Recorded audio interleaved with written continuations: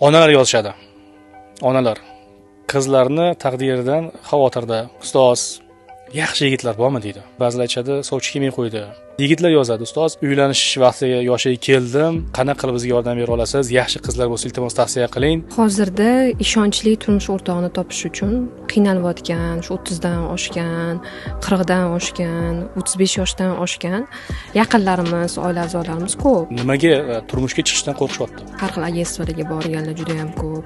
Va katta to'lov qilib ham u yoqdan o'zini juftini topa olmayotganlar ko'p. Erkak kishilar hozir ko'proq qo'rqoq bo'lib qoldi deb o'ylayman. 3 marta uchrashib bo'lsa ham, undan keyin qo'lini so'ramayotgan nomzodlarni ko'rgandan keyin vaqtini o'tkazib yuboradi. Bizdagi eng yaxshi qulayliklardan bittasi sun'iy intellekt. 50 mingta, 60 mingta odamning ichidan sizga mosini tanlab beradi. 10 yildan beri o'zimga juft qidirib, uylanaman deb harakat qilib yurgandim, lekin munosibini topolmayotgandim. Ilovalar orqali o'sha filtrlarni to'g'ri qo'yganligi uchun bittada o'zimga munosibini topdim. Ma'qul keldik, ota-onalar ma'qul keldi hammaga bir-biriga va biz to'y harakatini boshladik. Kecha xabar keldi. Biz singlimizni uzatdik, to'y bo'ldi. Sizlarga rahmat degan mazmunda bittasi yozdi. Vorischa qabul qilsan, ma'qul bo'ladigan bo'lsa, sovchi qo'ysan, surishtirsan va tezroq oila qurib ketinglar. Eng zo'r kommentariy egasiga 1 oylik obunani bepul qilib beramiz.